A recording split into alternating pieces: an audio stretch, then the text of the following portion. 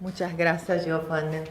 Quiero agradecer a todos por la invitación. Estoy aquí, es mucho gusto estar aquí, especialmente a Giovanna y Florencia, Gustavo, Marcelo, discúlpame, fue la primera vez que nos encontramos hoy. Discúlpame por mi español, que es muy malo. Y así voy a leer. Es el mejor que puedo hacer porque no hablo bien. Bueno, el foco de mis estudios son los Wari, pueblo de unas 3.000 personas que viven en la Amazonia brasileña, en la frontera con Bolivia. La localización.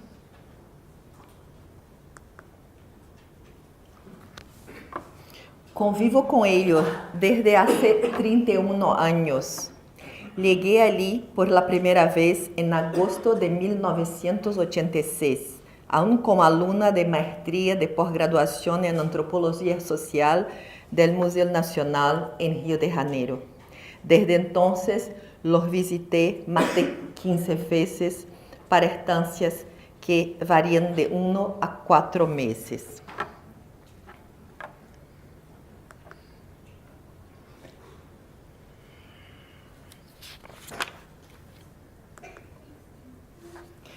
Me fui allí solitaria, casada, con 1 y después 2 hijos, y recibí varias veces 2 de mis anfitriones, mi padre Palito y mi hermano Abraham, en mi casa en Río de Janeiro, donde conocieron el resto de mi familia. Como Palito no se cansaba de repetir para mí, a lo largo de los años nos convertimos en parientes de verdad, lo que para ellos significa persona que se hace cercana y que comparte recuerdos, cuidados y comida.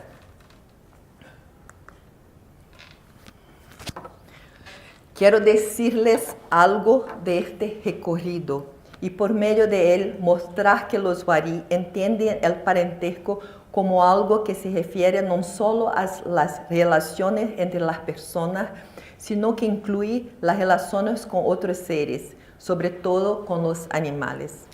Las concepciones de humanidad y de animalidad involucradas allí son diferentes a las nuestras, especialmente porque no hay fronteras rígidas entre ellas. Quién es humano y quién es animal depende del contexto relacional y de la perspectiva de los interlocutores. Los presentaré a estas concepciones a medida que discurrir sobre mis descubrimientos entre ellos. Son concepciones existenciales y filosóficas que espero despierten su interés. Los enemigos. Al llegar, desconocía completamente el idioma Wari y mi comunicación se hacía por medio de los jóvenes que conocían un poco del portugués. Aprendí con ellos como un niño aprende a hablar, en mi caso con la ayuda de la escritura, nuestro eficiente recurso mnemónico. En ese aprendizaje me pedían repetir cosas que yo no comprendía, pero que los hacía reír, como yo me tiré un pedo, hoy soy mujer de inimigo. Al principio yo pertenecía pues a esa categoría, enemigo, cuyas relaciones con los Wari son históricamente marcadas por la guerra. Desde principios del siglo XX, cuando sus enemigos tradicionales, indígenas de otras etnias, comenzaron a ser asesinados y a desaparecer, los blancos se convirtieron en los principales enemigos. Seringueros y sus empleados invadían sus tierras en busca de caucho y otros productos, y no dudaban en decimar aldeas enteras con sus armas de fuego. Los Wari reaccionaban siempre que podían, no necesariamente inmediatamente después de los masacres, sino atacando las caucherías. Los diarios locales, a comienzos de la década de 1960, cuando los conflictos llegaron al ápice, estampaban titulares donde comparaban los Wari a lobos sanguinarios, sugerindo que decapitaban a las personas vivas, lo que no era cierto, aunque comían ya en casa los cuerpos de los enemigos muertos. Omitieron las crueldades de los blancos, que tiraban a niños guarí vivos al alto para que cayeran sobre machetes y fueran cortados por la mitad. Decepaban orejas de adultos y electrificaban balas. Solo en 1961 se concluyó la llamada pacificación por medio de expediciones realizadas por agentes del gobierno y misioneros que pretendían atraer a los indios con la oferta de herramientas de metal y otros regalos. Desorientados por tantas pérdidas y en fuga constante de los blancos, los guarí aceptaron el acercamiento y la guerra tuvo fin. Como se dice en el lenguaje de los políticos, fueron pacificados, aunque los blancos continúan siendo llamados enemigos y no se hace más guerra con ellos. Para comprender la concepción guarí sobre los enemigos y sobre mí, hay que decir que entre ellos los seres vivos se clasifican grosso modo en dos categorías, guarí y carauá. Guarí es el pronombre nosotros y significa también gente, ser humano, correspondiendo a la posición del predador. Carauá significa animal, comida y corresponde a la posición de presa, abarcando todo aquello que las personas en estado normal no ven como gente. En ese régimen, los enemigos son para los guarí seres de la misma categoría que los animales, carauá. Fui a descubrir la ecuación entre enemigos y animales por causalidad. Aún en mis primeros meses entre ellos, me acercaba a la casa de una familia con que la convivía intensamente cuando la pequeña Isa empezó a llamar a la madre para avisarla sobre mi llegada. La enemiga está llegando. Su madre, avergonzada ante la sinceridad de la niña, que explicitaba lo que sería la concepción general de ellos sobre mí, la llamó la atención. Si ella fuera animal, estaría caminando a 4 patas. Tú estás viendo que está de pie. La oscilación entre el modo que yo era clasificada, sea como enemiga, animal o como guarí, en la perspectiva de la madre y de otras personas cercanas a mí, pone en evidencia un aspecto esencial del pensamiento guarí. La humanidad no es algo fijo, un atributo con el cual se nace y muere. Así, las categorías guarí y carauá, humano y animal enemigo, son ante todo posiciones dependientes del conjunto de relaciones en un momento específico. Incluso a un niño guarí, al nacer, no es automáticamente considerado persona, estando todavía inmerso en este continente de humanidad que incluye a los animales. Y no solo entre los guarí. En los más diferentes grupos amazónicos, el hecho de que los genitores sean humanos no es garantía de la humanidad del niño. En algunos grupos, como los Panará, los Araueté, los Guayaquí y los Paracanã, el cuerpo del niño es literalmente modelado con las manos después del nacimiento, obteniendo la forma humana. Los Paracanã explican que modelar el cuerpo del bebé tiene el objetivo de diferenciarlo de los cuerpos animales. Entre los Piaroa, el bebé se llama animalito. El bebé piro, en el momento del nacimiento, es inspeccionado para que se decida si él es humano o no. Puede ser un pez, un jabuti o tortuga, o un otro animal. Esta ambivalencia de identidad, aunque muy marcada en el periodo posterior al nacimiento, ocurre en varios otros momentos de la vida. Toda la infancia e incluso varios periodos de la edad adulta, especialmente durante las iniciaciones, la primera menstruación, la reclusión guerrera y la enfermedad, son particularmente marcados como de gran susceptibilidad, muchas veces entendida como la posibilidad de la pérdida de una identidad propiamente humana. En las palabras de Anthony Seeger sobre los Kinsei Suya, enfermedad grave, muerte, debilidad y sexualidad son también transformaciones de los seres humanos sociales en seres semejantes a animales. Hacer un bebé propiamente wari, es decir, humano de determinado tipo, implica la construcción de lazos de parentesco y de consubstancialidad que no se dan automáticamente con el nacimiento. Así, al ser amamentada y más tarde alimentada con comida producida por la madre y traída por el padre, la niña pasa a reconocerlos como padres y a llamarlos por los términos de parentesco adecuados. Así va poco a poco haciéndose humana, pero no de modo irreversible. Algunos no indígenas, como sucedió conmigo, también pueden pasar por ese proceso de humanización gradual, lo que se da especialmente por medio de la comensalidad.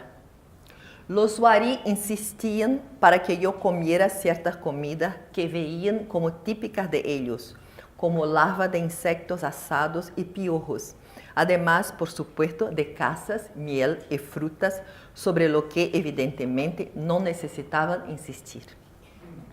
Una vez, en mi primer viaje, estaba en la roza con una familia plantando maíz, cuando una niña encontró en un tronco larvas blancas y gordas con la cabeza roja.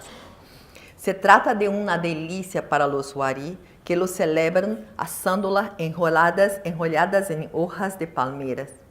A pedido de los adultos, la niña me trajo una de ellas todavía viva y en movimiento, y me dijo que la comiera. En la frescura de mis 20 años, y ávida por integrarme a ellos, comí el bicho todavía vivo, y para decir la verdad, me pareció delicioso, con un sabor de grasa que me recordaba una aceituna. El aire de contentamiento de ellos fue contagioso. Y cuando regresamos a la aldea, aún en el camino, empezaron a gritar a todos que yo había vuelto completamente wari. Decíanme que alimentarme como ellos era condición esencial para que yo aprendiera a hablar su idioma, pues no se trata de un aprendizaje intelectual, sino corporal.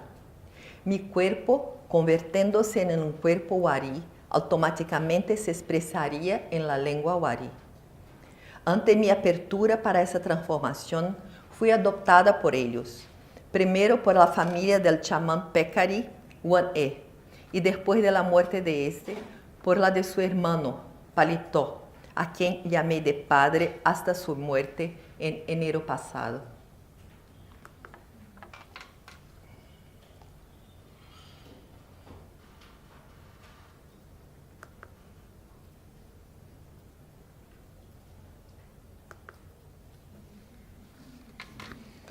Con la alimentación y la convivencia, así como mi práctica de escritura y los métodos aprendidos en mi formación como antropóloga, de hecho aprendí su lengua y ellos más y más afirmaban a los demás que yo me estaba haciendo wari. La lengua no es solo el idioma, sino también implica lo que llamaríamos historia y tradición, agrupados en una misma palabra por los wari, Capiacón wari.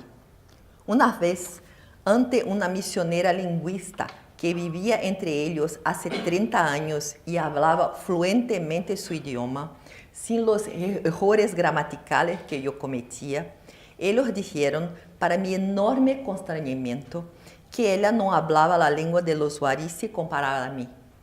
Querían decir con eso que yo conocía mejor los mitos y las historias de los antiguos que la misionera, pero eso no ayudó en nada a aliviar mi posición delicada ante ella.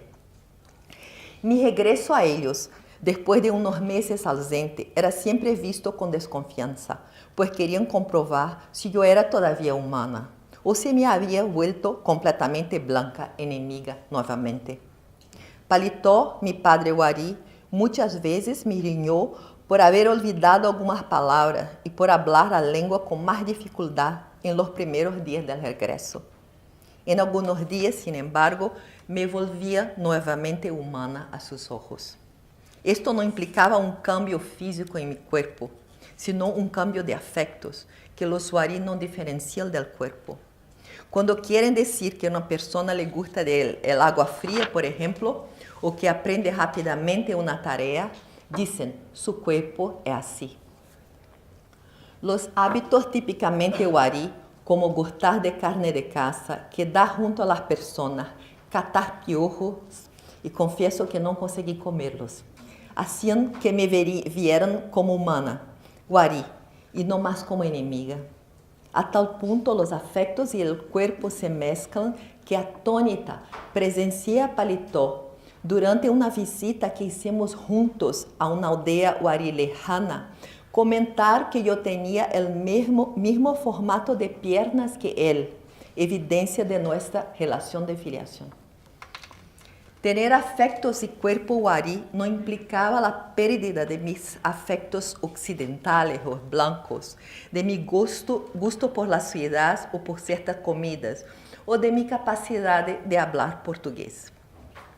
Ellos se quedaban como que olvidados, obliterados, pero estaban allí para ser activados en otros contextos relacionales, como cuando volvía a casa o en mi encuentro con otros no indígenas que frecuentaban la aldea. Como los chamanes, sobre quien hablaré adelante, yo también tenía dos cuerpos y podía alternar entre uno y otro. Por el hecho de vivir con y como los Wari, probablemente mis paisanos de Río de Janeiro no me reconocerían automáticamente como uno de los suyos, suponían mis anfitriones. Joana Miller, una compañera antropóloga que estudió otro grupo indígena, los Nambiquara, observó un episodio interesante que revela una concepción muy semejante de cuerpo. Este define una identidad que es inestable por basarse exclusivamente en la perspectiva, en la visión, tanto de la propia persona y de los demás sobre ella. Un hombre nambiquara fue arrestado y pasó unos días en la cárcel en la ciudad. Al ser liberado, dijo a los suyos que lo esperaban afuera que le había gustado el cárcel, pues allí había sido bien tratado y muy bien alimentado. Sus parientes entraron en pánico, repitiendo, «Vea, usted no es enemigo, usted es uno de los nuestros». Parece que tuvieron éxito, pues llevaron al recién liberado con ellos a la casa. No siempre, sin embargo, la solución es positiva. La oscilación identitaria o la alteración de la persona entre posiciones distintas puede tener consecuencias irreversibles cuando ocurre en circunstancias especiales. Relata un acontecimiento que se pasó entre otro grupo indígena amazónico, los Araueté, y que fue analizado en el trabajo de una colega antropóloga, Camila Decaux.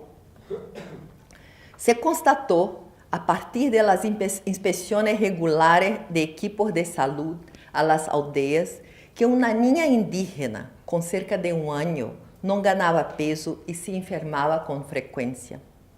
Después de varios episodios, hicieron presión para que ella fuera internada en la ciudad, idea que la madre, renuente, acabó aceptando y acompañó a su hija. Después de un tiempo, aún sin resultados visibles, la madre necesitó volver a la aldea para cuidar de los demás hijos y fue obligada por el equipo de salud a dejar a la niña a sus cuidados en la ciudad, pues decían que de otro modo ella iba a morirse. La niña entonces fue llevada a la casa de una enfermera soltera que pasó a cuidarla como hija, alimentándola como una niña de ciudad, con masas y galetas rellenas. Los padres indígenas solicitaron a menudo el regreso de la niña, que permaneció 2 años en la ciudad. Finalmente, la enfermera fue obligada a llevarla de vuelta, acompañándola en el viaje en barco hasta la aldea. Los padres la esperaban en el puerto. La niña, que llegó vestida como las niñas de la ciudad, no los reconoció. No quiso de ninguna manera dormir en su casa la primera noche, pero al día siguiente tuvo que ser dejada con los padres para la desesperación de ella misma y de su madre adoptiva, que en otra casa no paraba de llorar.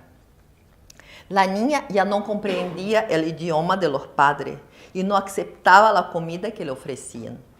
Lloraba pidiendo galetas. La madre, a su vez, le forzaba a comer lo que creía era la comida verdadera y la dejaba en el bosque sola por unos minutos para que se acostumbrara a la vida allí. Eso fue considerado por los blancos como malos tratos y la niña fue llevada de vuelta a su madre adoptiva ante la desesperación de los padres que tristes decían que ella se había vuelto blanca. No los reconocía más. Entre los Wari hay el caso de un hombre llamado Machun Taparapé, que conocí en sus 80 años. Cuando tenía unos 5 años, su aldea fue invadida por blancos, que mataron a su hermano y se lo llevaron. Machun fue llevado de aquí para allá hasta que fue adoptado por una familia en la ciudad. Estudió un poco y sirvió al ejército. Después de aproximadamente 20 años, fue llevado de vuelta a su tierra y reconocido por sus parientes. Pero él no solo no los reconocía, sino que no comprendía lo que hablaban. Mi padre Palito, que estaba conmigo en el encuentro con Machun, observó que se había vuelto completamente blanco, enemigo. Todavía no podía comprender el idioma nativo, aunque ya había vivido muchos años entre los Wari. Ciertamente, esa transformación podría haber sido revertida en algún punto, así como en el caso de la niña criada por la enfermera, pero por razones diversas no lo fue. Los animales. Como sugerí al hablar de niños vistos como animales al nacer, la oscilación identitaria no se da solamente entre los Wari y los blancos, ambiente en que nos parecería más natural, dado el aspecto humano evidente de los enemigos. Así como los Wari y como los enemigos, diversos animales también se ven a sí mismos como humanos. Los Wari conocen por sus chamanes seres capaces de circular entre mundos que las antas, los pecarís, los monos, los venados y la mayoría de otras principales presas de ellos, desde el punto de vista de ellas mismas, viven en casas, hacen fiestas, cocinan, salen a cazar. Son gente y tienen una cultura igual a de los Wari. Sin embargo, por tener diferentes cuerpos, ven las cosas de modo distinto. Si, por ejemplo, todos aquellos que se consideran personas, gente, beben cerveza, lo que para las onzas es cerveza, es sangre para los Wari. El antropólogo Viveros de Castro denominó la ontología de estos pueblos amazónicos de perspectivista o multinaturalista, contrastándola con nuestro multiculturalismo o relativismo cultural. Mientras que para nosotros existe una sola naturaleza y varias culturas que imprimen perspectivas sobre esa naturaleza, entre diversos pueblos amazónicos lo que pasa es lo inverso. Una sola cultura une los diferentes tipos de seres que se diferencian por su naturaleza, o sea, por sus cuerpos y por el mundo que habitan. Por un lado, el nuestro, tenemos diferentes culturas y un mismo mundo. De otro, aquel de una parte al menos de la Amazonía, diferentes mundos y cuerpos de un lado y una misma cultura. Entre los Wari, solo son humanos los animales con espíritu o alma. Hay que explicar que la acepción Wari de espíritu es muy diferente a la nuestra. No se trata, como entre nosotros, de algo que se posee, que se lleva consigo, algo que responde por nuestra verdadera o más profunda identidad, sino de una capacidad de transformarse, de tener diferentes cuerpos en diferentes contextos. Es decir, se trata paradójicamente de un principio anti-identitario. El espíritu Wari no da al cuerpo sentimientos, pensamientos y conciencia, pues esas capacidades están en el cuerpo propiamente dicho, sino da a él inestabilidad, concebida así como una capacidad que caracteriza a la humanidad. Los seres con espíritu se ven a sí mismos como humanos, pero también tienen la capacidad de hacerse ver como humanos por otros tipos de seres al relacionarse con ellos como semejantes, como parientes. En general, este proceso corporal resultante de la relación con otros seres es aquello que los Wari llaman enfermedad, generalmente causada por un animal que, al predar o raptar, hace pariente a su víctima. Se trata de un tema común en la Amazonía y muchos de los cuidados con los niños y también con los adultos tienen como objetivo impedir ese tipo de transformación, es decir, impedir que las personas se identifiquen con los animales. El chamán se distingue de las demás víctimas por haber sido atacado por animales y simultáneamente curado por ellos. Con eso pasa a tener dos cuerpos, uno humano a los ojos de los Wari y otro animal. Mi abuelo Wari, Orowam, muerto recientemente, era chamán onza. La mayoría de las veces su cuerpo onza era activo mientras su cuerpo Wari dormía. Los sueños del chamán son sus viajes por la tierra de los animales de su especie, cuando caza y come con ellos. Ve a todos como gente. Pero si estas incursiones al mundo de los animales ocurren más frecuentemente durante el sueño, momento en que el espíritu tiene existencia plena como otro cuerpo, los diferentes cuerpos del chamán no son entidades separadas y se mezclan en algunas ocasiones. Una tarde, al conversar con Orowam, acompañada de mi hermano Abrão, observamos que empezó a frotarse los ojos así, como si tuviera dificultades para ver.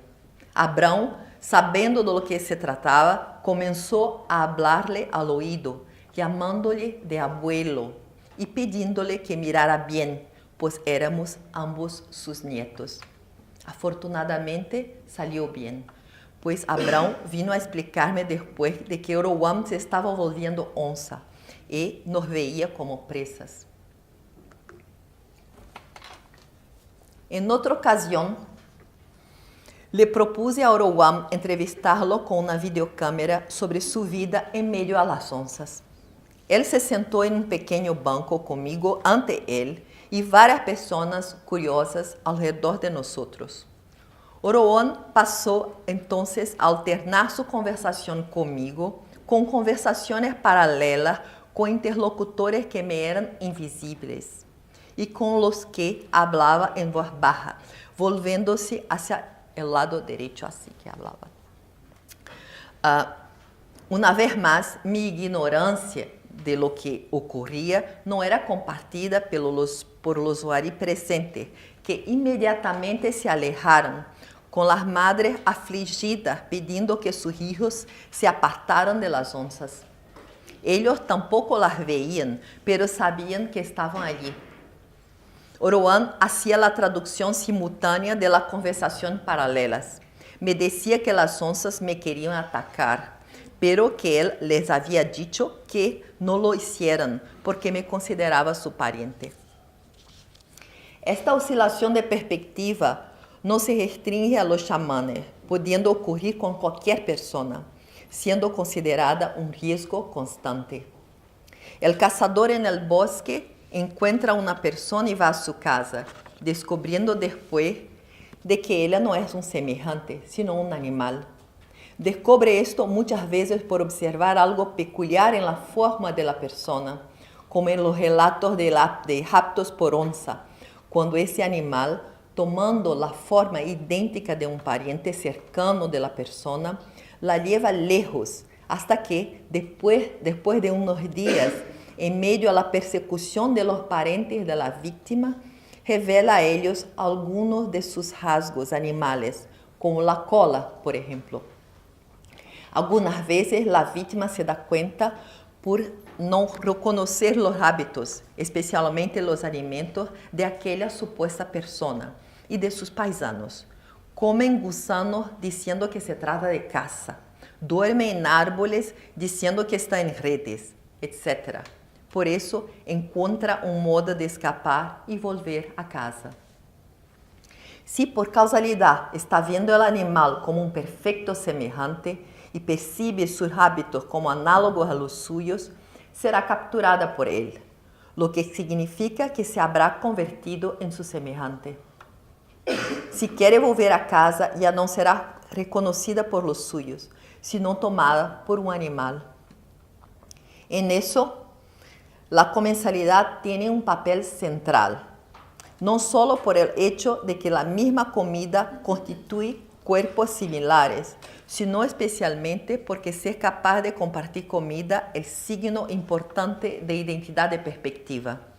Aquellos que comen juntos están ante todo confirmando que comparten puntos de vista, y lo opuesto sucede con aquellos que se comen los unos a los otros.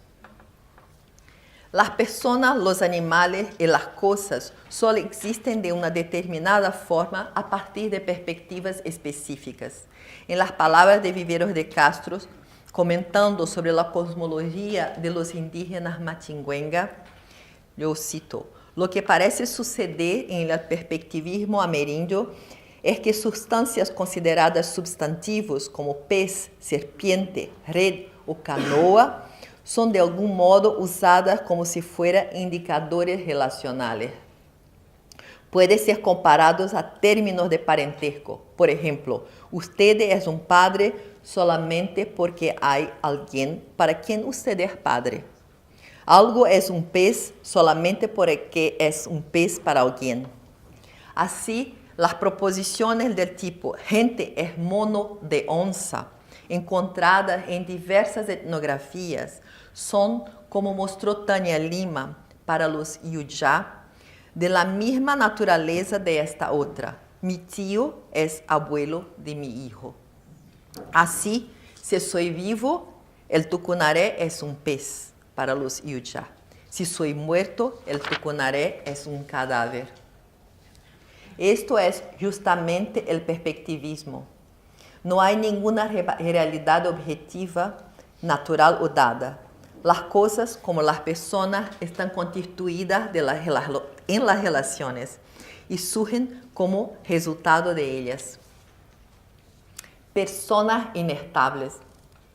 Es probable que los oyentes estén preguntándose cómo los Wari y otros grupos logran vivir en un mundo así, donde todo parece oscilar, donde los animales son gente y gente es animal. ¿Cómo viven personas con cuerpos crónicamente inestables? En un trabajo sobre la noción de persona entre los jíbaro Achuar del Ecuador, Anne-Christine Taylor, teniendo como referencia inicialmente el contexto de las relaciones domésticas, observó que la subjetividad para ellos es, yo cito, primariamente una cuestión de refracción. Su fuente está en la percepción de los demás. Entonces, sugirió que, la autora, si el yo es un estado, lo es por naturaleza altamente inestable, en el sentido de que el paisaje interno de alguien es modelado por la comprensión que tiene sobre cómo los otros perciben a él. El yo se produce en la intersubjetividad. Así, todo desequilibrio externo, desde la muerte de una persona hasta las desavenças internas, hacen a la persona vulnerable, lo que se traduce muchas veces en enfermedad. Consecuencia solo de los encuentros extraordinarios en el bosque, sino que es parte intrínseca de las relaciones internas al grupo local o aquilo que llamamos de sociedad.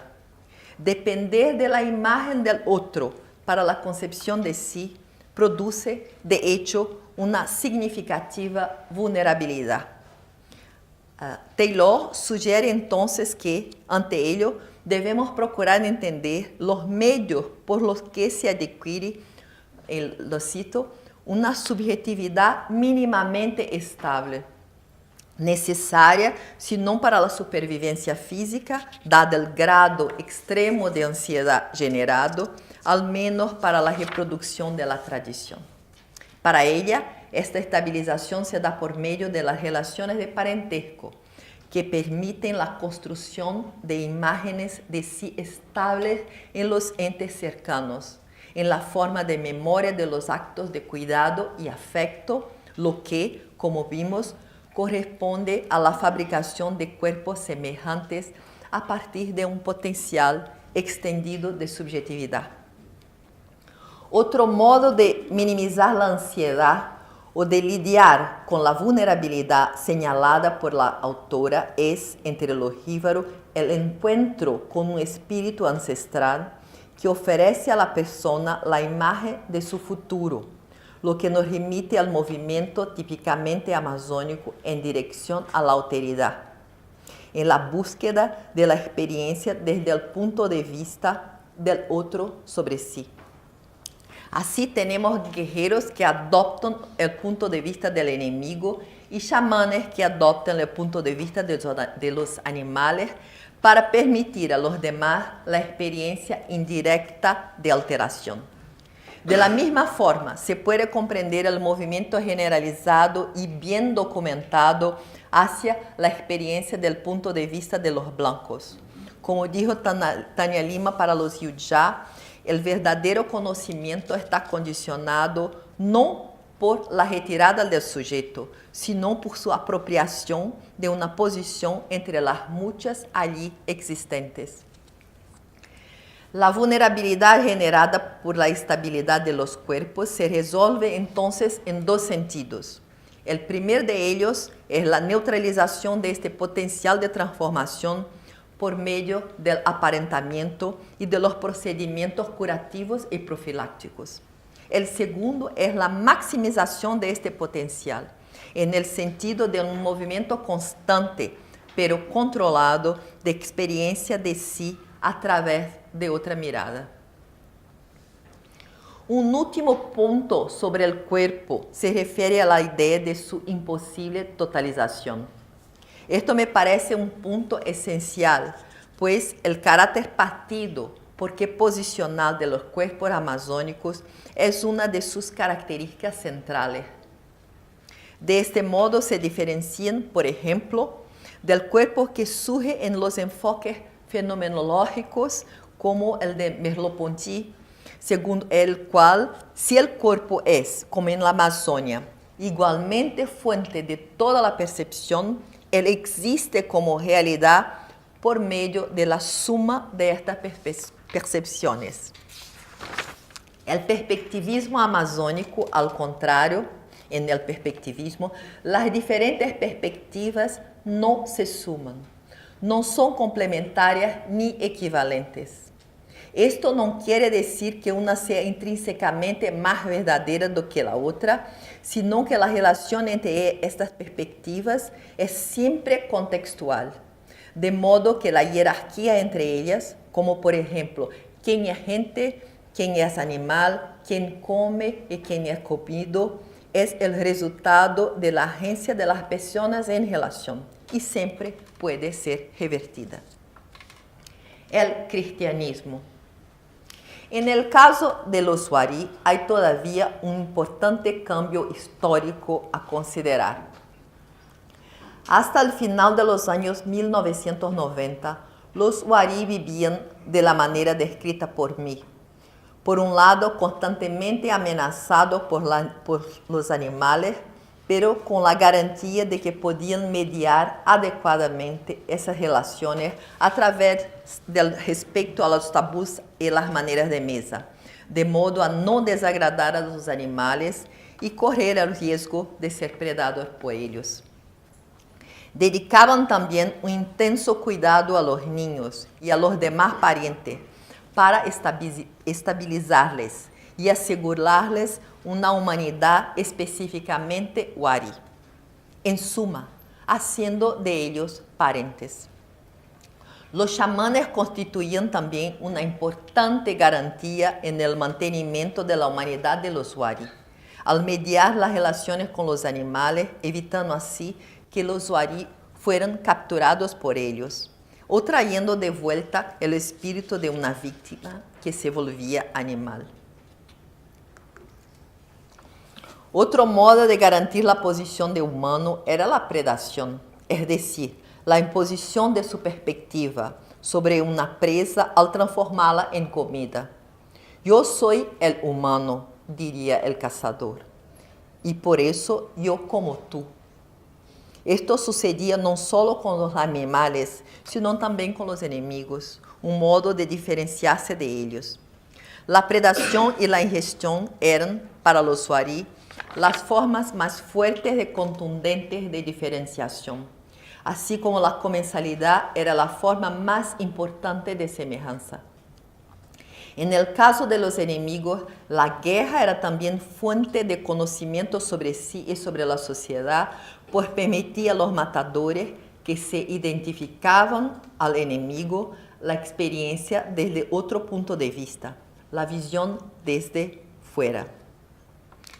Con misioneros evangélicos norteamericanos catequizándoles desde principios de los años 1960 y después de un periodo de conversión en la década de 1970, los wari retomaron el cristianismo a principios de los años 2000, más precisamente en 2001, al asistir en la televisión colectiva el ataque talibán al World Trade Center, que le despertó un enorme miedo del fin del mundo. Si el fin del mundo los cogiera desprevenidos, es decir, paganos, ellos iban al infierno, donde, de acuerdo con su comprensión de las palabras de los misioneros, serían asados a fuego lento por toda la eternidad, o sea, se convertirían en presas eternas.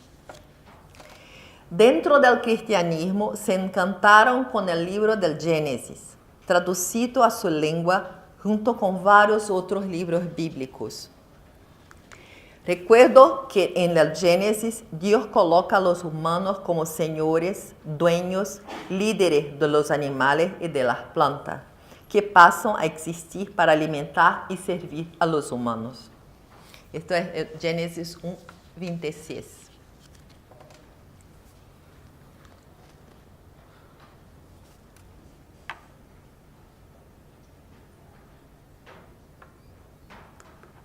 Ahora 1:28.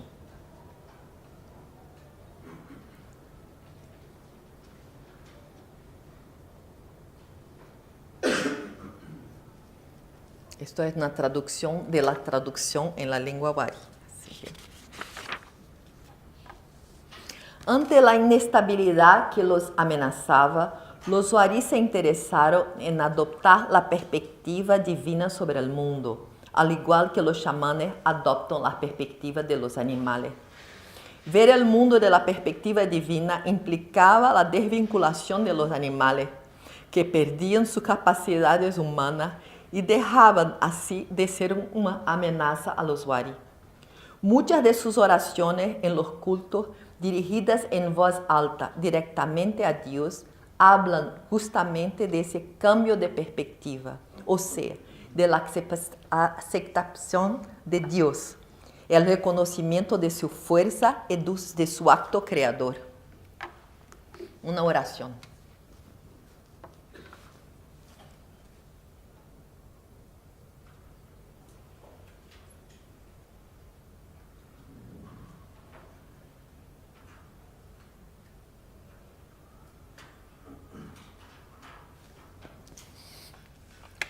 Con eso, fueron abandonando los tabúes y los cuidados con los animales y constataron que no se ponían enfermos. Con el tiempo, los chamanes pararon gradualmente de acompañar los animales, diciendo que pasaron a seguir Jesús. Decían que estaban contentos, pues acompañar a los animales los cansaba demasiado, además de enfermar un poco cada vez que curaban a un enfermo. En fin, la humanidad pasó de una posición inestable, por la cual se debía luchar por toda la vida, a algo fijo, establecido a priori, justamente en el acto de creación divina. Mi abuelo, chamán Onça Oruam, se hizo creyente algunos años antes de morir, el año pasado, y hoy no hay más chamanes entre ellos. Sin embargo, la inestabilidad insiste en volver a su vida por medio de una figura central del panteón cristiano, el diablo. El cristianismo, sabemos, es indisociable de la figura del diablo. Para los Wari, un miembro de la comunidad divina, un pariente de Dios que actuó mal y fue expulsado.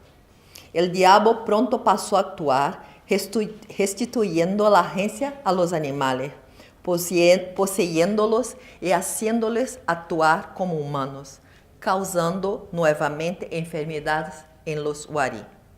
Decía así que si una determinada persona había sido atacada por un tapir, no se debía al hecho de que el tapir fuera gente, sino porque el diablo tomaba su cuerpo y le hacía actuar humanamente. Así como los animales, el diablo desea gente para sí, para constituir su pueblo. Los Wari dicen que el diablo los crea como si fuéramos pollitos, para un día matarnos, llevándonos con él. Con el paso del tiempo, sin embargo, y con el estrechamiento de sus relaciones con Dios, que les permitía compartir la perspectiva divina, la agencia del diablo dejó de recaer sobre los animales, que fueron más y más objetivados, y pasó a situarse en las propias personas, que, en diálogo con el diablo, cometen adulterio, roban y hacen brujería. Una de las oraciones más comunes en la iglesia es un pedido para que se oiga solamente a Dios, que no se oiga al diablo. La confesión se resume a la afirmación pública de que caí con el diablo. Todo pasa como si los Wari estuvieran teniendo cada vez más éxito en adoptar una noción de humanidad como la nuestra, como categoría fija, a su vez indisociable de nuestra visión de naturaleza o sustrato físico como algo dado a priori, y no más como el resultado variable de encuentros y perspectivas.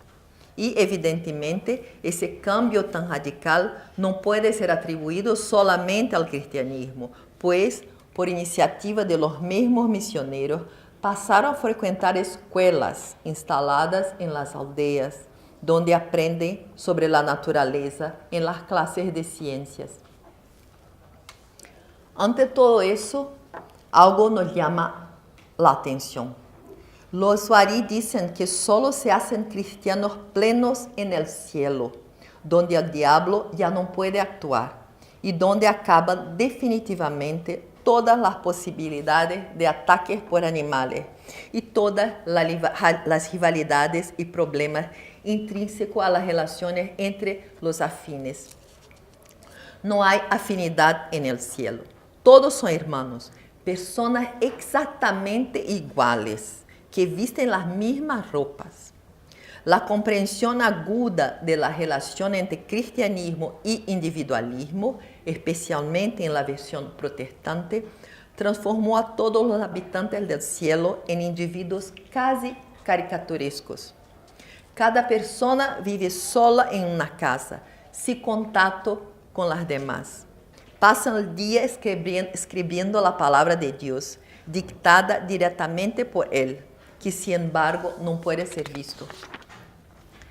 Pero Sorprendentemente, los Wari no se interesan por el cielo.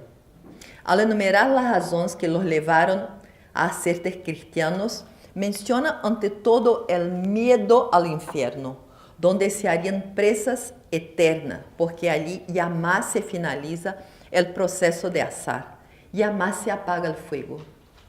El cielo surge simplemente como la única opción posible al infierno y no como un lugar deseado a donde desean ir. Lo que desean sí es que Dios les ayude a permanecer vivos, librándolos de la predación de los animales y de la brujería de los afines. Pero si es en el cielo donde se vuelven plenamente cristianos, definitivamente libres de todo, ¿por qué no desean llegar allí? Mi hipótesis es que, aunque los Wari constaten los riesgos de su inestabilidad existencial, del proceso constante de alteración, y se hayan interesado por el cristianismo como un recurso para la estabilización, no se pueden ver como humanos en una situación de plena estabilidad, como en el cielo. Como su concepto de espíritu revela, el humano verdadero es aquel que puede moverse entre diferentes humanidades, entre diferentes perspectivas, experimentando el mundo de diversas formas. Cuando se convierten exclusivamente en humanos, dejan de ser gente. Del mismo modo que sucede si siguen en el sentido opuesto, cuando se vuelven plenamente presas, como en el infierno. El humano está entre las dos cosas, en la posibilidad de oscilación que, si idealmente puede ser controlada por los chamanes, por los tabúes, por el cuidado con los niños y por la incorporación de enemigos como yo, necesariamente involucra riesgos. Aunque suene extraño, podemos decir que si no puede dejar de ser gente, entonces ya no pueden serlo. Para ser gente hay que resguardar el potencial de ser animal, de ser enemigo, incluso sin activarlo.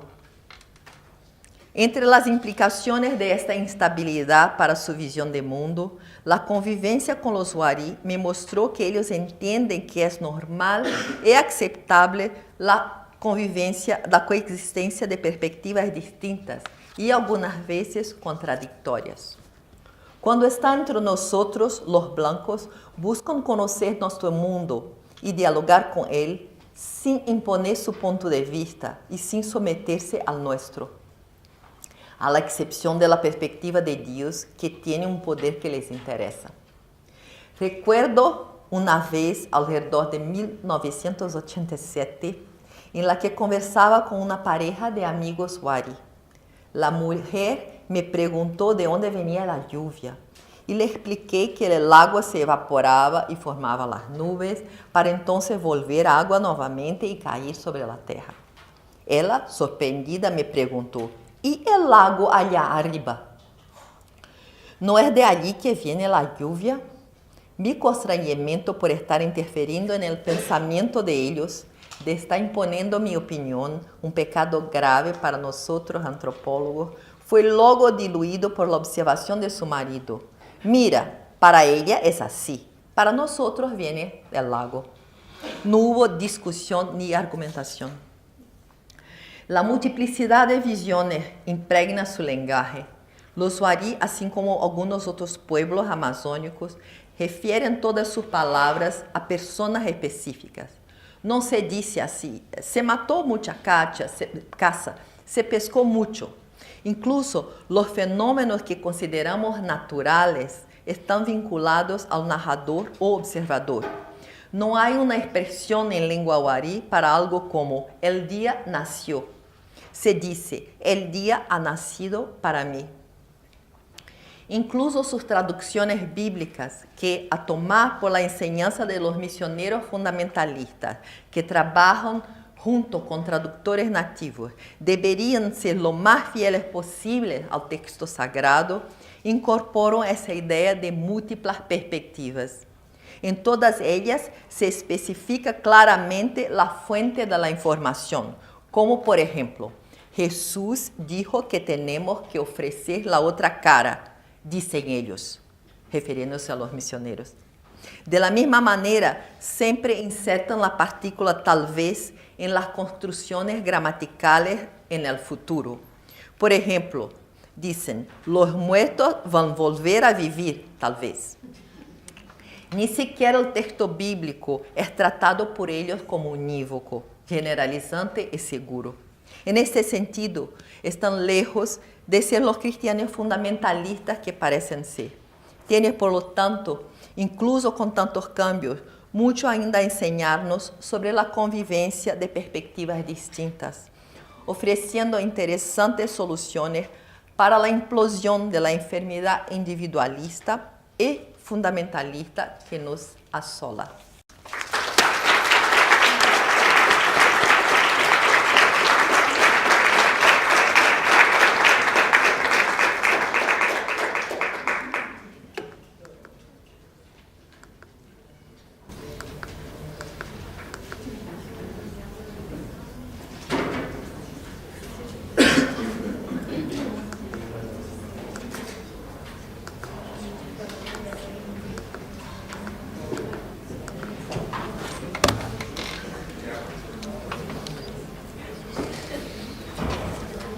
Muchísimas gracias, Aparecida, por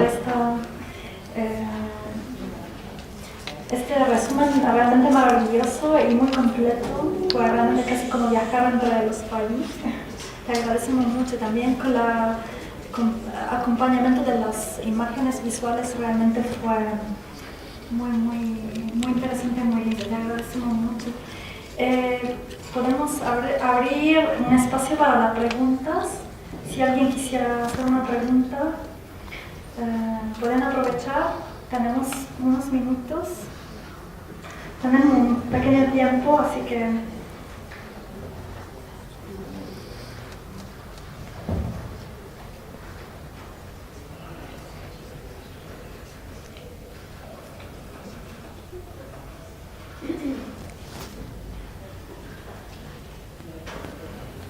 Hola, antes que nada, muchas gracias por el estupendo recorrido de tu trayectoria como vivido hoy día. Y quiero hacer una pregunta respecto a uno de los temas que nos ha convocado varios de nosotros, que es sobre el concepto de relación, a partir de una imagen, una de las tantas imágenes que me ha llamado mucho la atención, que es el paraíso como un infierno del solipsismo, ¿no? Etc. Entonces quería preguntar respecto al concepto de relación a partir del hecho que es la alteridad un poco, es la base de la existencia. Entonces, ¿tiene sentido hablar de relación cuando todo puede ser relación y todo de alguna forma debería ser relación? Un poco para parafrasear el perspectivismo, más que buscar la relación de los guarí, ¿cuál podría ser el concepto de relación que los guarí nos pueden enseñar? Gracias. Es una pregunta un poco larga, sí. Ahora, lo que pienso en este momento es que no puedo hablar de relación sin hablar de mi relación. Por eso empecé hablando de cómo llegué, cómo pasé de enemiga a pariente, los cambios. Así que no sé si puedo responder así o qué es una relación, pero puedo contar los casos, las historias de cómo se construye una relación, porque es algo que se hace antes de todo, que se hace por determinados actos. Los actos pueden te llevar a un tipo de relación o a un otro tipo completamente distinto. Se come así como se come con alguien la misma comida y pastilla, hace una relación de parentesco, y se mata o se come a la persona, claro, pero no se porta bien, ¿no? Sí, se hace un otro tipo de relación. Y así que para mí se puede, si voy a hablar una sentencia, una frase, Una relación es algo cambiante, por ejemplo, una cosa así abstracta, pero así que puedo, todo lo que se debe hacer es de intentar mantener las cosas lo más estables posible. Así los parientes que se mantienen como parientes, los enemigos que se incorporen o se maten, pero y que se mantenga. Así que si soy incorporada como pariente, que me mantengo así lo máximo, que me den comida, que... No sé si respondí, pero... Hola, buenas tardes. Mi pregunta es que, ¿cómo en el contexto de globalización neoliberal de los Estados-nación de hoy día, cómo el perspectivismo dialoga en eso, pero más allá, que no se quede solo como la discusión teórica, sino cómo nosotros, futuros antropólogos, cómo enfrentamos el perspectivismo dentro como, no sé, como del ejercicio, como cotidiano? Sí, buena pregunta, porque yo creo que el fin de mi charla era exactamente sobre eso, así que yo creo que podemos aprender con los Wari, que yo aprendí, tal vez con otros pueblos, también los mismos, una manera de comprender que las perspectivas distintas pueden convivir. Eso no es relativismo, pero es algo mucho más complicado, al menos para mí. La idea de que no hay una naturaleza que es la misma para todos, y no se dice naturaleza humana, no solamente, pero el mundo puede cambiar. Para mí es un aprendizado constante, así que tengo que oír mucho. Y así se digo a un joven antropólogo que se tenga que oír mucho, mucho. El perspectivismo nos va a enseñar los indígenas, así que tiene que tener atención más que todo a porque lo que me sorprendió todo el tiempo entre los Wari es que no son dogmáticos, Eso es para mí la impresión la más fuerte. Se pregunta así, ¿para dónde? Una pregunta así estúpida. ¿Para dónde van los muertos? Las preguntas de los antropólogos hacen. Bueno, mi abuelo se fue pero no volvió como pecarí, pero tal vez tenga que... El otro va a decir, bueno, mi abuelo se quedó onza porque... Y después, a nosotros, cuando yo era muy joven, decía, pero al final... ¿Para dónde van los muertos? No puedes responder a una cosa muy simple así, pero no había una respuesta. Había puntos de vista, había relaciones. Así que aprendí, después de 30 años, de 30 y pocos años, a no hacer las preguntas estúpidas, a comprender que debo oír mucho, y sobre todo que no son dogmáticos.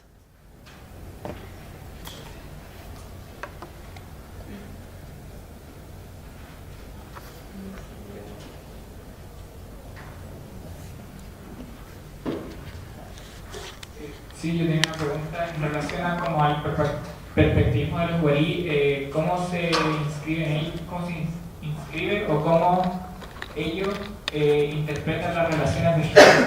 ¿Las relaciones? ¿De género? De género. ¿Eso? Punto. Los Wari, así que los géneros son bien marcados. Sí, no hay posición intermediaria como hay entre otros grupos, por ejemplo, los chamanes y todo. Son bien marcados.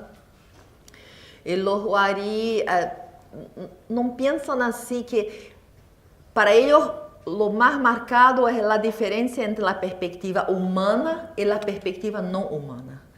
Pero no marcan mucho la diferencia, no marcan así, no hablan sobre eso, no aparecen sus mitos. La diferencia entre la perspectiva de una mujer y de un hombre, así no aparece como algo que es diferente.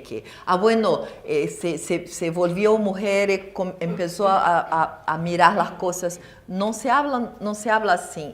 Lo que dicen es que el hombre y la mujer, cuando se forma una pareja, sus cuerpos se quedan lo mismo. Dicen que tenemos el mismo cuerpo. Así que tenemos la misma mirada, la misma perspectiva. Así que idealmente las mujeres y los hombres a un punto de su vida van a misturar sus cuerpos y sus perspectivas.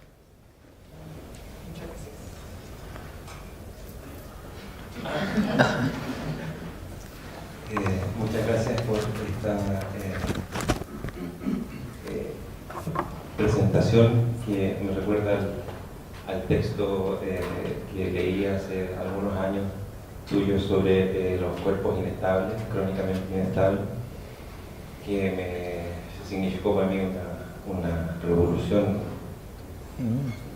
Me dio vuelta el modo como pensaba las cosas, y escuchar tu presentación después de varios años de haber leído ese texto me hace pensar en una especie de paradoja que tiene que ver con uno de los temas que hemos estado discutiendo en el taller, que es pensar la inestabilidad como figura, como estabilidad. Una paradoja, ¿no? Pero, y a partir de eso tengo dos preguntas más etnográficas hacia ti. La primera es preguntarte cuáles son las preguntas que tú tienes hoy en día etnográficas de problemáticas que escapen a esta conceptualización sobre la inestabilidad y la transformación de los cuerpos. Es decir, si pensáramos que hay un hoyo negro en la teoría, ¿cuál podría ser, cómo podría fracasar la lógica perspectivista desde el punto de vista etnográfico? Esa es una pregunta. En el sentido, ¿qué podemos seguir aprendiendo si ya sabemos todo de los guarí? Y la segunda pregunta relacionada con esta es si puedes contarnos algo sobre las teorías que los guarí tienen sobre ti.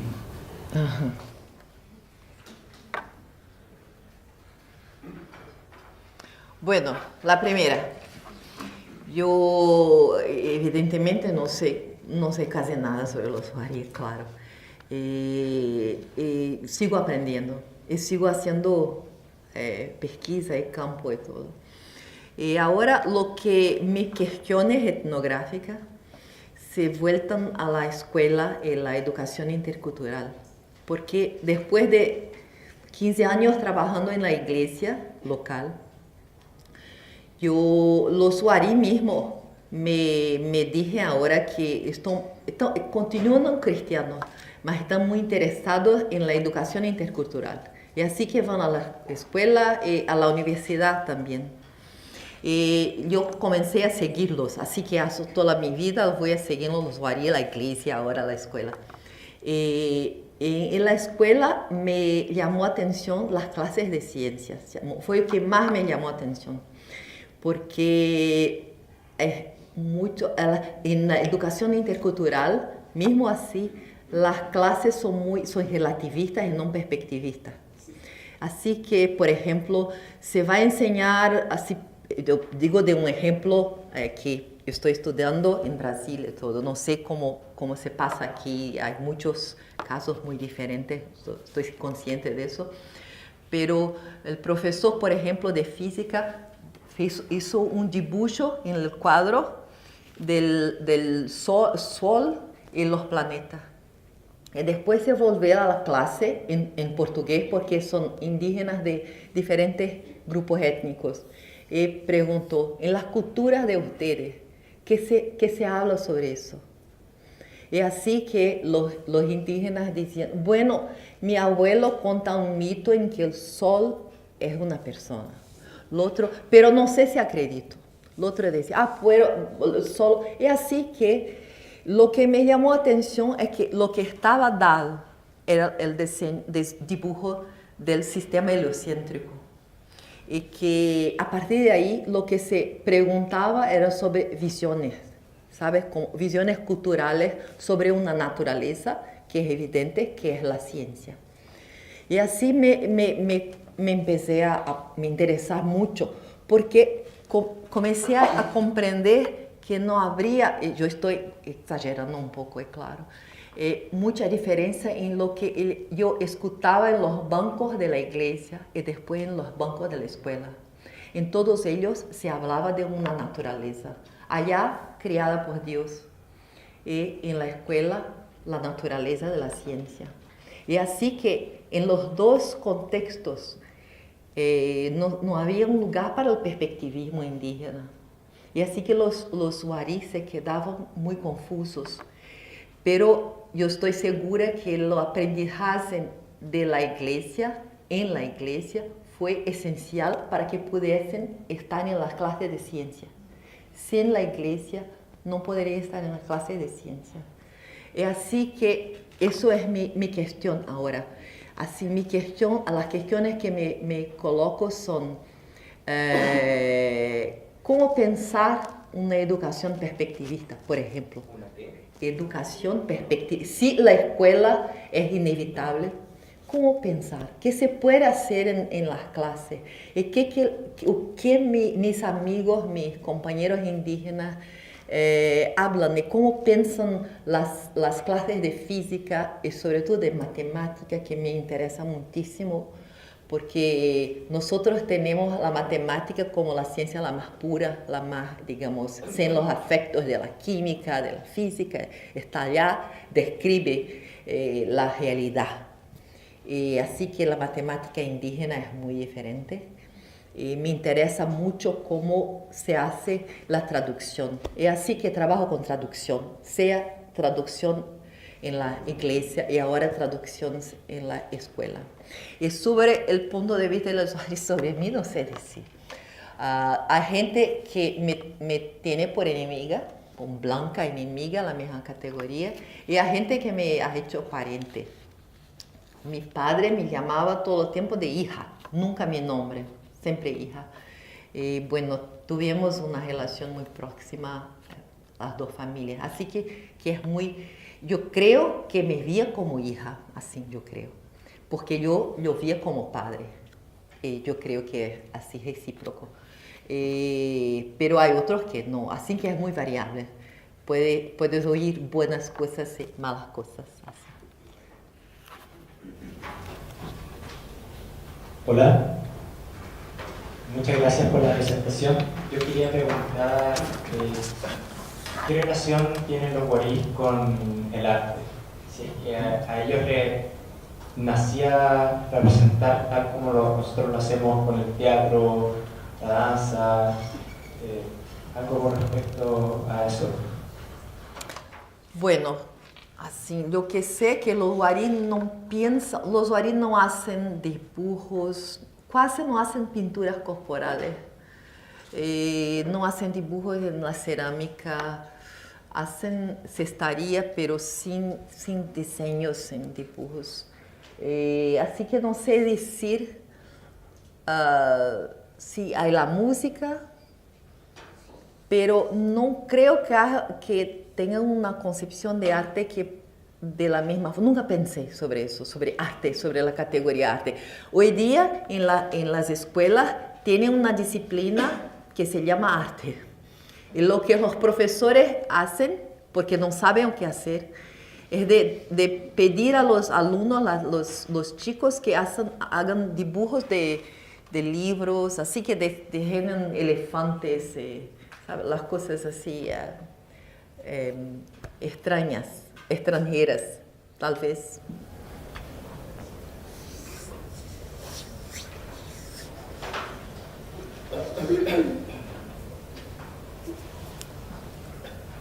Marina.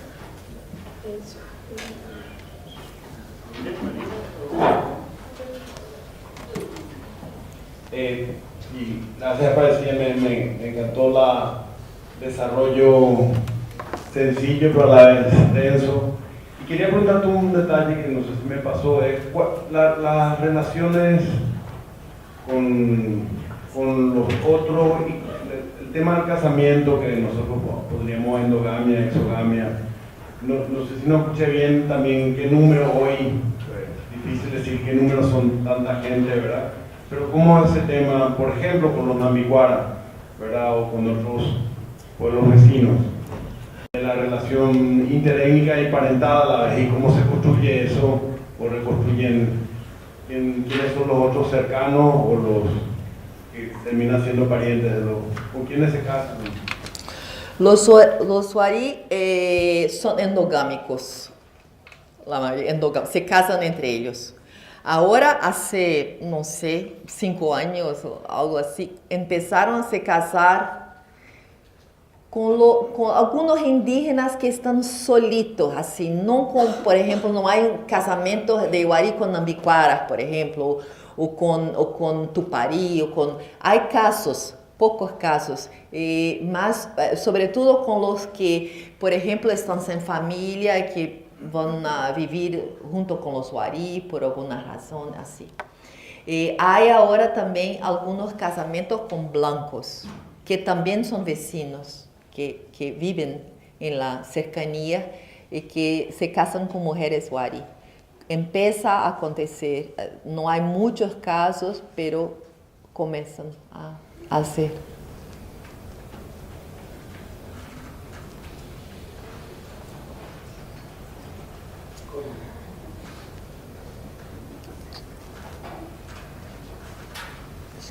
Muchas gracias por tu presentación.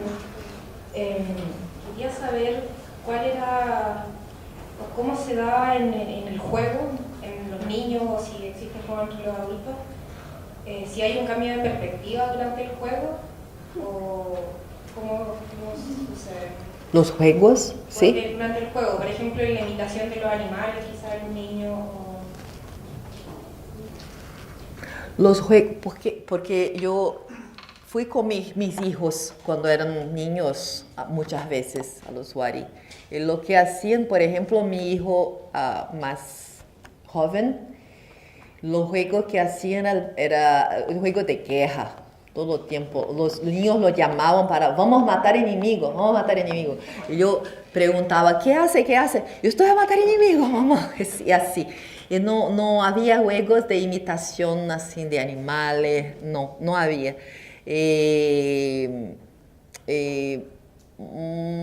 Brincaba mucho con animales, pequeños animales, mucho en la agua, mucho de matar peces, pero no había juegos así nomás.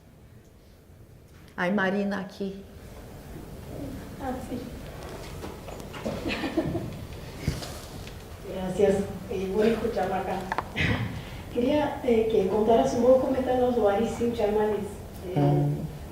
Siento que tenés una visión optimista de cierta manera, no optimista de la conversión, por eso, que apunta a cómo pueden seguir siendo Wari a pesar de la conversión. Y yo recién estuve en mi campo hace poco y vi que están llegando los misionarios con mucha fuerza. Me da mucho miedo y como es un proceso por lo cual no sé, si me empiezo a pasar me da tengo esa cuestión, ¿no? Porque hay algo que se pierde para ellos desde su punto de vista. Sí, muchas gracias por la cuestión.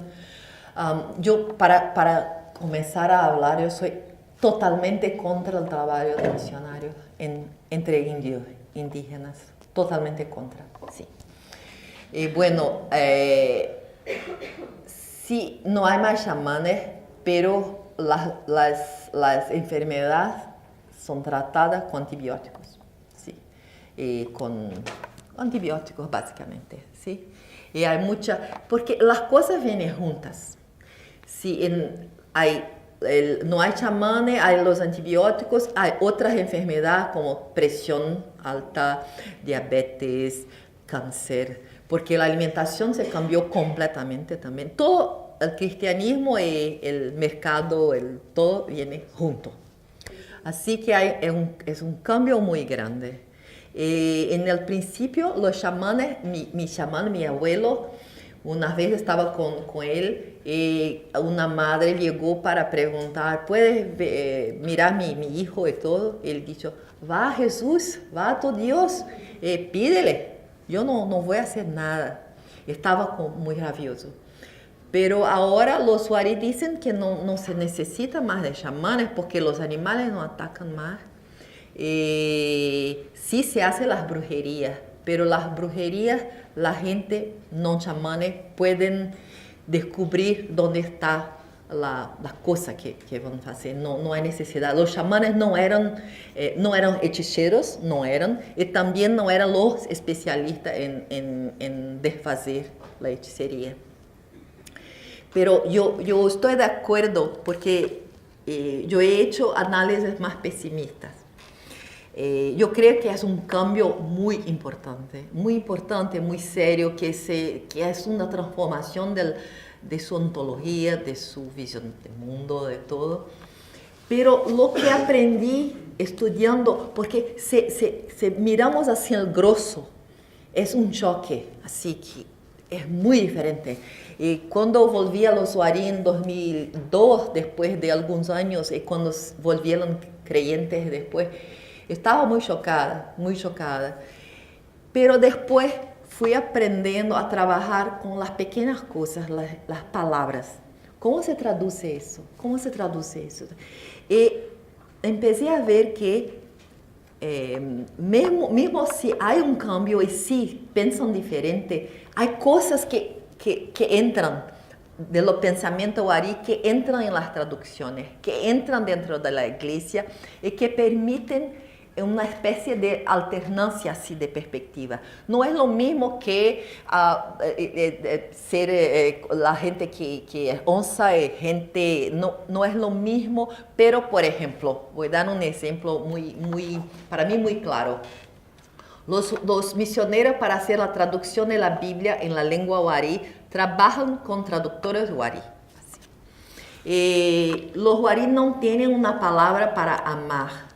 La palabra que tiene es no desgustar. Solo. Y así, por ejemplo, si yo estoy allá, estoy mirando a alguien así, sonriendo, no lo desgusta de escena parecida, no desgusta de él, no dije amar. Pero en la Biblia, amar es un nombre así que hay.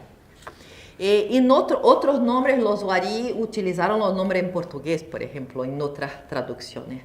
Y así que no, mantuvieron lo no desgustar. Por ejemplo, se dice Jesús en un trecho de la Biblia que debe ser una traducción lineal, así, una traducción perfecta que los misioneros quieren. Así, Jesús no desgusta de tú y tú. Por ejemplo, en portugués, Jesús ama a todos. Así hay dos cosas importantes en la traducción. Primero es no desgusta y después es tú y tú. Porque no hay esto a todos así, a la generalización posible. Y lo no desgusta es un modo de entrada otra vez en el mundo Wari de la enemistad, de la guerra. No es lo mismo que hacer la guerra, sí, está claro. Hay un cambio, pero o que me sorprendió, fue que en las pequeñas cosas había el pensamiento Wari. Una ventaja de la traducción fundamentalista, así, de todas las desventajas, es que los misioneros trabajan con la lengua nativa, que es la lengua del corazón, le dicen. Y hay riesgos para él, que sabe muy bien, muy grandes, porque cuando entran las palabras, entra el pensamiento. Y así que me sorprendió que cuando trabajas con pequeñas así, traducciones de cosas así, aprendes mucho sobre cómo en el medio de una situación de enorme cambio, mismo de opresión, se puede hacer el pensamiento existir de una forma sutil que nadie percibe, pero está allá.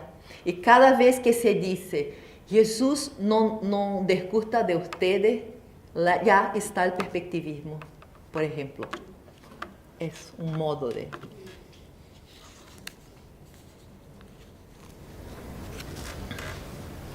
Bueno, muchas gracias. Yo para concluir quería hacerte la última pregunta, sí. Quizás una pequeña provocación. Estuvo muy lindo que tú incorporaste a tu charla mucho tu figura, ¿no? Tu persona, cómo lograste entrar, cómo te percibieron al principio, cómo después te veniste integrando de a poquito, etc. Tener el privilegio de tener 30 años, más de 30 años de experiencia con la misma gente, con las mismas personas, es realmente algo muy, muy fuerte, ¿no? Muy, muy fuerte. Entonces, efectivamente, tú tienes una posición muy privilegiada para ver los cambios, no solamente en ti, como nos contaste, que al principio querías saber dónde van los muertos, por qué no me dicen, y después solamente fijarte de las palabras ya para ti era algo importante y fundamental porque sigues descubriendo cosas nuevas. Mi pregunta es,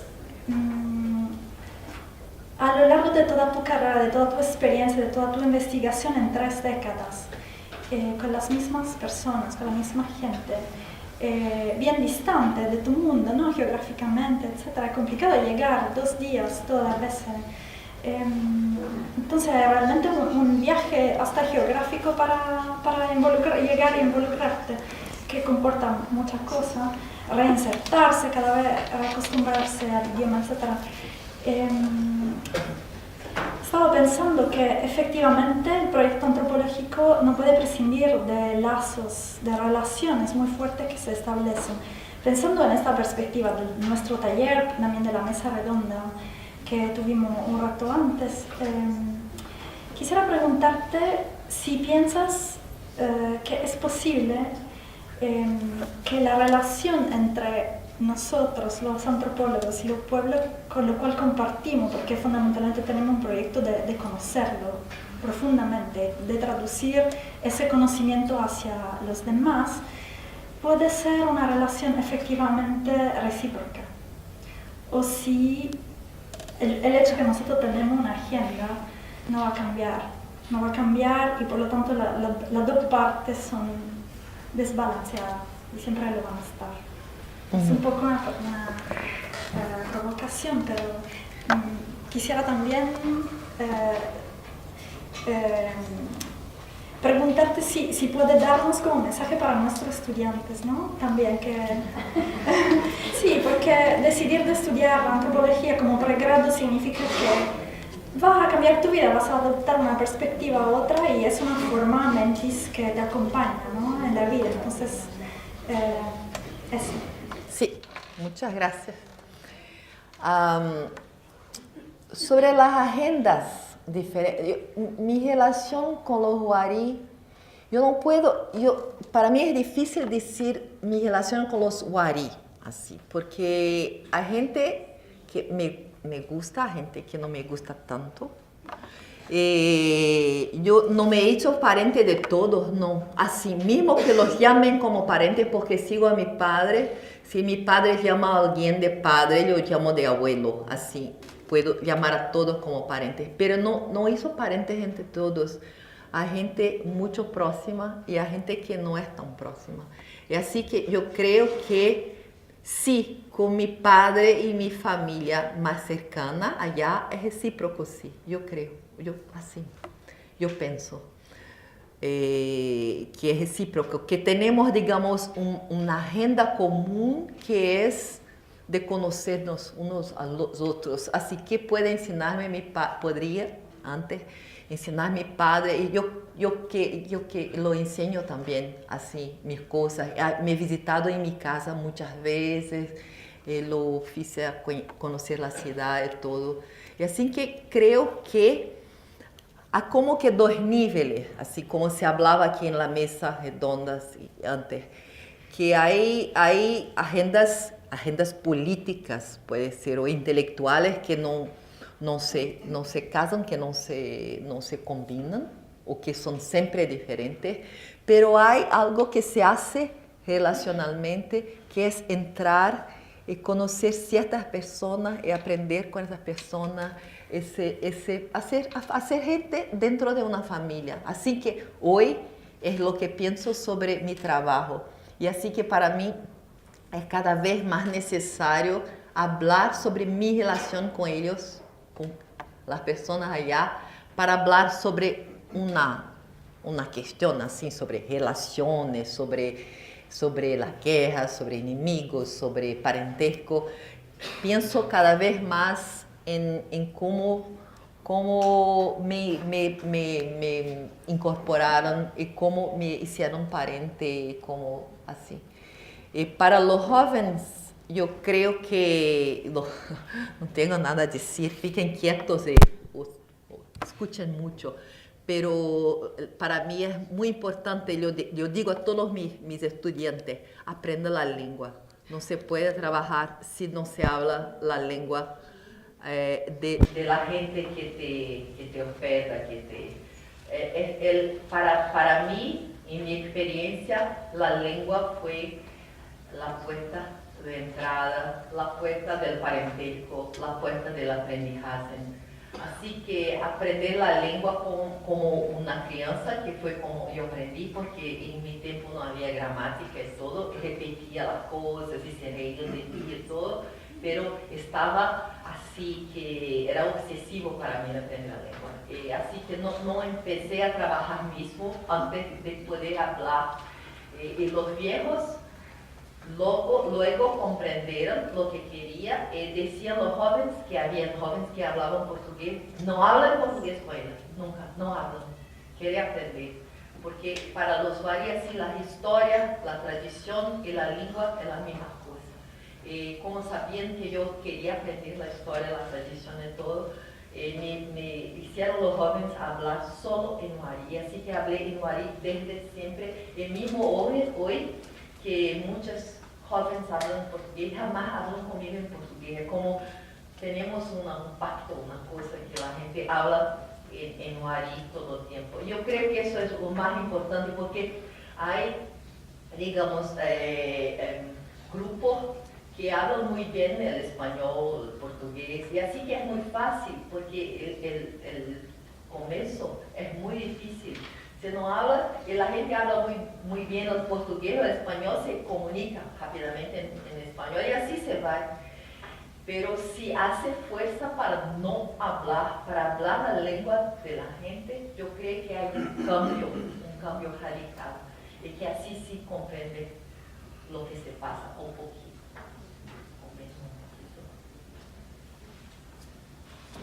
Muchísimas gracias, Aparecida, por tu tiempo, la energía que nos dedicaste y esta maravillosa charla. Muchísimas gracias.